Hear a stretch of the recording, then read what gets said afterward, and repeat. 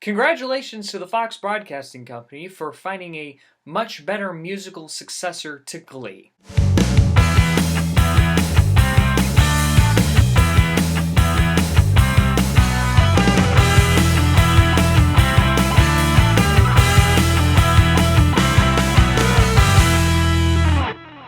Empire is a musical soap opera created by director, writer, filmmaking duo Lee Daniels and Danny Strong. It takes place in a hip-hop recording company called Empire Entertainment, owned by notable hip-hop star Lucious Lyon, played magnificently by Terrence Howard. As Empire prepares to be publicly traded on the stock market, which would be monumental for an entertainment hip-hop company, Lucious finds out he's been diagnosed with ALS, a crippling disease that might kill him within the next couple of years.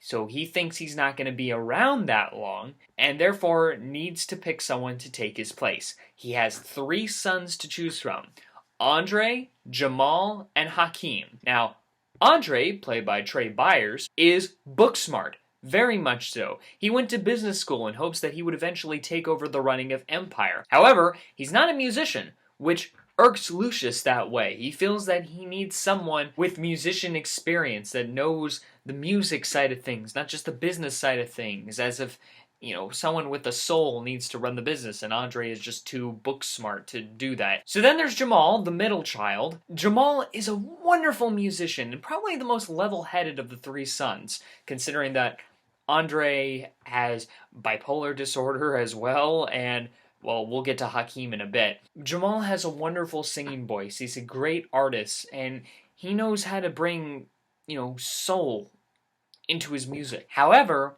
he's gay, and Lucious is embarrassed about that. Lucious does not like the fact that his son is gay, and he keeps insisting to his son, Jamal, that he should change that because he thinks that being gay is a choice. But that adds something to Jamal's character arc and his struggle in the show to deal with his father's homophobia and hoping that he could just be eventually accepted by his father, which he's had a hard time doing throughout his life, which is probably why Jamal is my favorite character of the show. So that leaves Hakeem, the youngest son, played by Bryshere Y. Gray, also known as Yaz the Greatest, which is his real-life rapper name. Hakeem, like his actor, is a magnificent rapper. He's an excellent rapper. He knows how to rap and not make it sound stupid.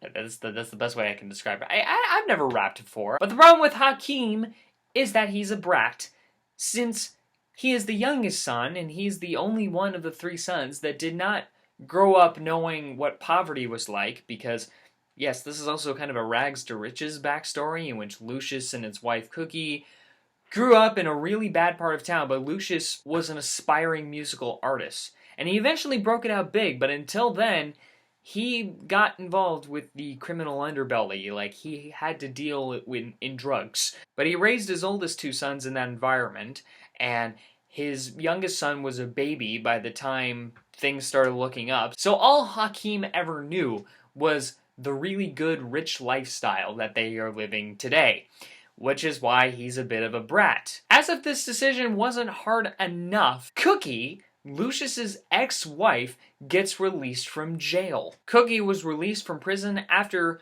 being there for 17 years for taking the fall for her husband after a drug deal went south. That way her husband could go on, find success for himself, and of course eventually create a company for him to self-produce his own music, as well as help other aspiring artists struggling to make it big themselves. Now, Cookie, played by Taraji B. Henson, who was nominated for an Emmy for this role, is not a lady you want to mess with. Once she comes back, she wants to be part of the family business as much as possible, to be reconnected with the family and be involved, especially in the business side of things with Empire. And if you counter her, she might just raise hell about it. In addition, also in the main cast is Kaitlin Doubleday, who plays Rhonda Lyon. Rhonda is Andre's wife, and Andre really wants the company, and she is also a motivator for him, kind of like the wife of a prince that is really pulling the strings behind the attempted power grab, that kind of thing, and royalty-based literature. Yeah, she is in that role. Lucious doesn't like her, but I think the big reason for that is because she's white, since she periodically refers to her as Andre's white wife. We have Anika Calhoun, who plays Grace Gealey, who is Lucious's current girlfriend. Oh, that also gets a little shaken up when Cookie comes out of prison, so expect some cat fates on this show. And finally, we have Vernon Turner, played by Malik Yoba, who is a manager of business at Empire, a very close friend of Lucious, and helps him run things at Empire. That's the main cast for Empire. This is a very entertaining show. This is, if you like soap operas, you're going to get into this show. I remember first hearing about this show when it was making headlines in entertainment magazines and sites about it continuously rising in the ratings, like into double digits, which is usually unheard of for a new show. But a lot of people are pointing out that this was a show that brought something new. For one thing, it has a mostly African-American cast, which is something that's not seen too much in mainstream American dramatic television. And by that, I mean that television that is usually not shown on BET.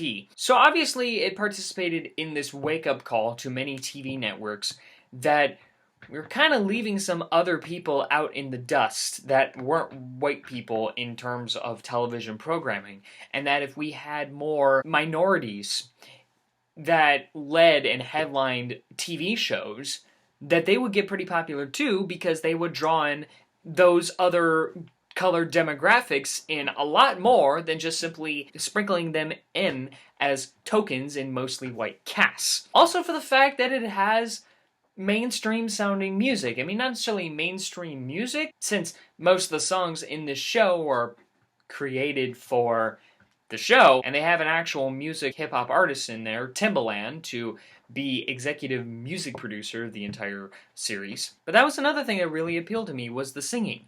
It's not break out into song Broadway style, like the way it was done on Glee. No. If people sing, they're singing for a very specific logical reason. They're recording a track, or they're singing at a concert, or maybe they're just playing to their friends. But it's not like musical accompaniment comes out of nowhere.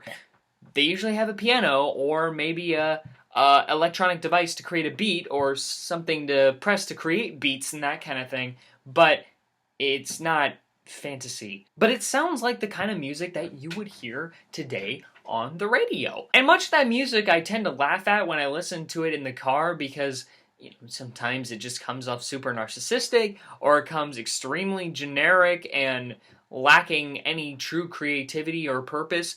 But in this show, I feel the songs are better, or for the very least, if it be the same kind of music, at least has more purpose now, because the songs are designed to go along with what the characters are talking about or going through in the plot. So therefore, it made me more invested in the hip-hop music in this show, because lyrically it kind of has something to do with what's going on. And this is a soap opera, meaning expect sort of the traditional soap opera hijinks, just done a little differently, because it's trying to appeal more towards African American culture, as well as it's just has music. I mean, this is pretty much like Dallas and or Dynasty, except oil is to those shows as music is to this show. Empire may not appeal to everyone because of its soapiness, although if you look at the ratings, it is definitely appealing to a lot of people. It's a very entertaining show, and it's very easily addictive. There's just something about the show. It's probably because it has great actors, it has great music, and it's decently written. It has some pretty witty dialogue interspersed in there. Mostly done by Taraji P. Henson in execution. She seems to get some of the best lines of the show. She's like the Dowager Countess in Downton Abbey. But if you like hip-hop music and you like getting easily addicted to soap opera-esque shows, then this is the show for you. The first season is only 12 episodes long, and I think if you have the Fox Now app or whatever, you can watch all the episodes from the first season before the second season premieres, which is actually coming up pretty soon. I think it's also available on Hulu, so if you have a Hulu Plus account, you can watch all of those. I am very excited for season 2, which comes out really soon.